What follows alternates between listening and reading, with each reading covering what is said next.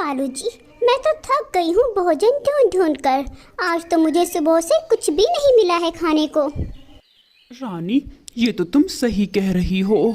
जब से हमने चोरी करना छोड़ी है, हम तो भूखे ही मर रहे हैं तब से। हाँ, बस मैंने तो फैसला कर लिया है। हम दोबारा चोरी शुरू करते हैं, और वो भी कुछ अच्छे तरीके से कि हम पकड़े ना जाएं। हाँ हाँ रानी, सही कह रही हो।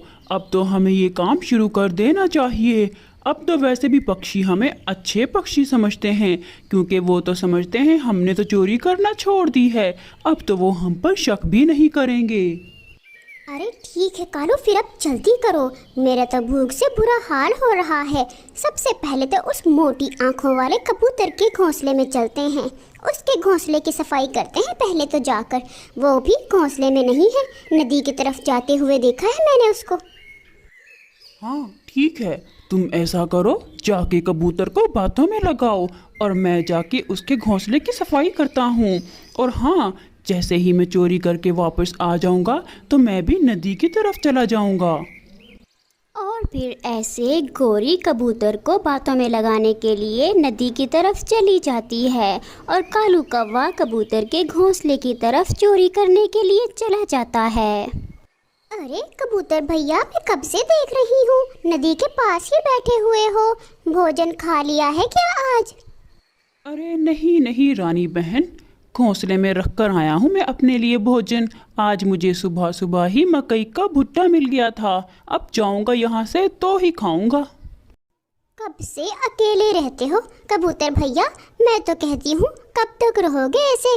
लूसी तो वापस आने वाली है नहीं, दूसरी शादी कर लो अब। रानी बहन, मैं तो खुद ढूंढ रहा हूँ, लेकिन मुझे कोई अच्छी कबूतरी मिल ही नहीं रही। एक तरफ रानी ऐसे कबूतर को बातों में लगाए रखती है, और दूसरी तरफ कालू उसके घोंसले में से दाना चोरी कर रहा था। अरे मुझे तो समझ नहीं आती, ये कबूतर कहाँ से इतने अच्छे अच्छे भोजन ढूंढ कर ले आता है। हमें तो कहीं नहीं मिलते, हम भी ढूंढते हैं, लेकिन लगता है हमारी किस्मत में चोरी कर कर आराम से ही खाना लिखा है। और फिर कालू कौवा वो मकई का पूरा भुट्टा वहाँ से उठाता है और अपने घोंसले की तरफ चला जाता है। अरे कबूतर भैया, आप परेशान क्यों होते हो? ये काम अपनी बहन गोरी पर छोड़ दें। देखना मैं कितनी जल्दी आपके लिए कोई अच्छी और सुंदर सी कबूतरी ढूंढूंगी।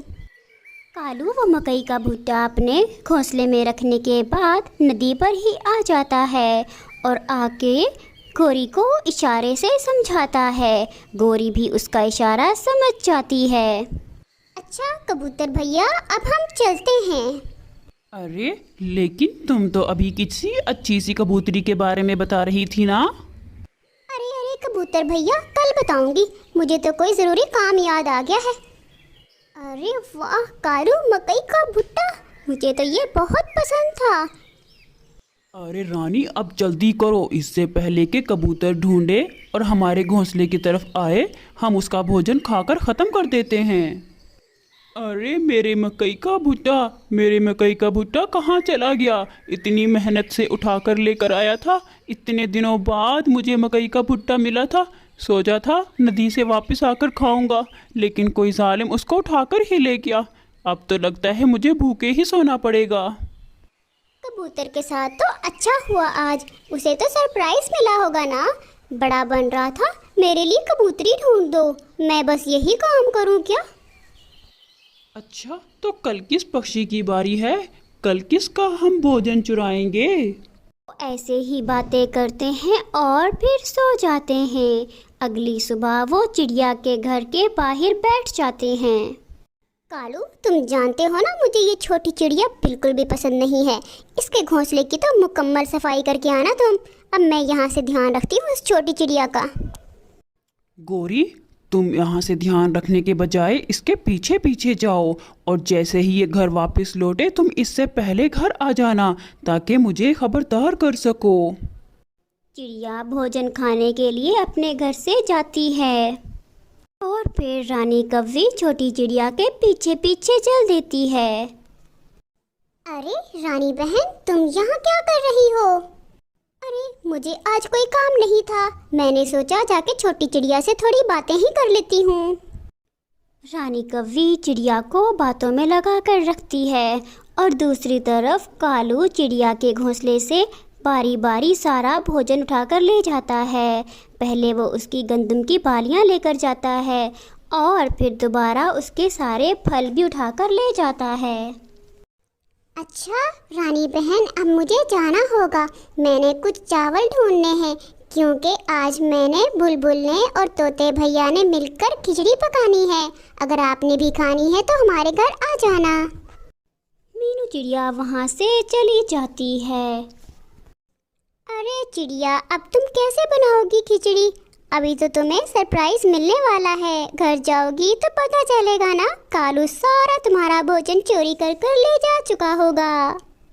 अरे तुम सब पक्षी यहाँ क्यों बैठे हुए हो? क्या हुआ है? कबूतर आप क्यों रो रहे हो भैया? अरे ये रोए ना तो क्या करे मीनू, इसका भोजन किसी ने चोरी कर लिया है। इतनी मुश्किल से इसने भुट्टा ढूंढा था, इतना खुश हो रहा था, लेकिन किसी जालिम ने खाने से पहले ही चोरी कर लिया। बुलबुल के घर से भी ताज़ा फूल किसी ने चोरी कर लिए हैं। बुलबुल वो फूल खिचड़ी में डालने के लिए लेकर आई थी। मैं तो कहता हूँ चोर को ढूंढने की ज़रूरत ही नहीं है। मुझे तो पूरा यकीन है ये काम रानी कव्वी और कालू कव्वे का ही है। मैं उनको अब नहीं छोड़ूंगा। लेकिन कबूतर भैया, हम ऐसे किसी पर इल्ज़ाम कैसे लगा सकते हैं? मैं तो कहती हूँ आप छोड़ो ये सारी बातें। आज शाम को मेरे घर पर हम सब ने खिचड़ी बनानी थी ना, मेरे घर में सारे फल मौजूद हैं और अब मैं चावल भी ले आई हूँ। अब आप मेरे घर चलो, हम मिलकर खिचड़ी बनाते हैं। अरे ये मैं क्या देख रही हूँ? ये क्या हो गया? मेरे घोंसले में तो कुछ भी नहीं है। मैंने तो सारे दाने इकट्ठे कर लिए थे, इतने सारे फल थे, सिर्फ चावल नहीं थे, बस मैं वही लेने गई थी। ये कैसे हो सकता है? हम सबका भोजन कैसे इकट्ठे चोरी हो सकता है? अब तो उस चोर को पकड़ना ही होगा। अब मैं खामोशी से नहीं बैठूंगा। तोते तुम चलो मेरे साथ। बस फिर क्या था, कबूतर तोते को भेज देता है आम लेने के लिए और खुद पहाड़ों की तरफ निकल जाता है। पहाड़ों में काले रंग के फूल लगे हुए थे, जिनका रस पीने से पक्षियों के पेट में दर्द हो जाता था। कबूतर वहाँ से वो काले रंग के फूल लेकर आता है और उस आम में डाल देता है। अरे कबूतर भैया, कुछ मुझे भी बताओ, इस आम के अंदर इन काले फूलों का रस क्यों डाल रहे हो? इससे तो जो पक्षी भी इस आम को खाएगा उसके पेट में दर्द हो जाएगा। हाँ तोते, तुमने सही कहा। अब बस तुम देखते ही जाओ, मैं इसमें रस डालता हूँ। बल्कि तुम जाओ और कालू और गोरी को बुलाकर लेकर आओ। गोरी, मैं और कबूतर जा रहे हैं पहाड़ों की तरफ। अगर तुमने भी जाना है तो आ जाओ, वहाँ पर मीठे मीठे अमरूद लगे हुए हैं। अरे जाओ तोते, तुम खुद ही चले जाओ। तुम्हें खुद अमरूद खाने का शौक है, तो तुम्हें क्या लगता है कि सभी पक्षी सिर्फ अमरूद ही खाएंगे? हमें नहीं खाने कोई अमरूद, और मैंने तो नहीं देखा पहाड़ियों पर कोई अमरूद लगे हुए हैं। जाओ जाओ, खुद ही खा लो। फिर क्या था, कालू और रानी तो इसी बात के इंतज़ार में बैठे हुए थे कि कब कोई पक्षी अपना घोंसला छोड़कर जाएगा। जैसे ही वो सुनते हैं कि कबूतर और तोता पहाड़ियों की तरफ जा रहे हैं, तो वो फौरन कबूतर के घोंसले की तरफ चोरी करने जाते हैं और वहाँ जाकर उस आम को चोरी करके ले आते हैं। अरे ये पक्षी तो देखो कैसे हमारे लिए भोजन तलाश करके खुद ही रख के चले जाते हैं। पता भी है चोरी हो रही है, फिर भी पता नहीं क्यों ये लोग बाज नहीं आते। भला इतना बेवकूफ़ भी कोई हो सकता है? चोरी हो रही है फिर भी घोंसले में भोजन रखकर चले जाते हैं। रानी, मैंने तो जब से वो आम खाया है, पता नहीं मुझे तो क्या हो गया है। मुझे तो पेट में कुछ महसूस हो रहा है, जैसे दर्द हो रहा है। पता नहीं रानी, ये क्या हो रहा है? अरे कालू, क्या हो गया है? कैसी बातें कर रहे हो? क्या बोलना चाह रहे हो? कुछ बताओ। अरे कालू, सही कह रहे हो, मेरे भी पेट में दर्द शुरू हो चुका है। ये कैसा आम खाया है हमने? फिर तोता, कबूतर और चिड़िया वहाँ से गौरी और कालू कौवे के घर आते हैं। अरे कालू भैया, रानी कौवी, क्या हुआ है? तुम यहाँ पर क्यों बैठे हुए हो?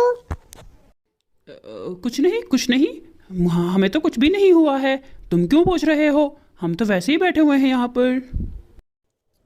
अरे अरे कालू, बस मुझसे और नाटक नहीं हो रहा। अरे मेरे पेट में दर्द हो रहा है। अरे क्या करें हम? अच्छा तो बताओ, क्या खाया था तुमने? मैं तुम्हें इसका इलाज बता सकता हूँ, जानते हो ना। मुझे सच बताओ तो मैं तुम्हें कोई इलाज बता दूँ। वो कबूतर भैया, हमने आपके घोंसले से आम खा लिया था। हाँ, अब मज़ा आया ना? रानी कौवी, कालू कौवे, बहुत चालाक बनते हो ना। हमने जानबूझकर वहाँ पर आम रखा था। अब मज़ा आ रहा है ना? हमें माफ़ कर दो, हमें माफ़ कर दो। हमने बहुत बड़ी गलती कर दी, हमें माफ़ कर दो। हमें इलाज बता दो इसका, कबूतर भैया।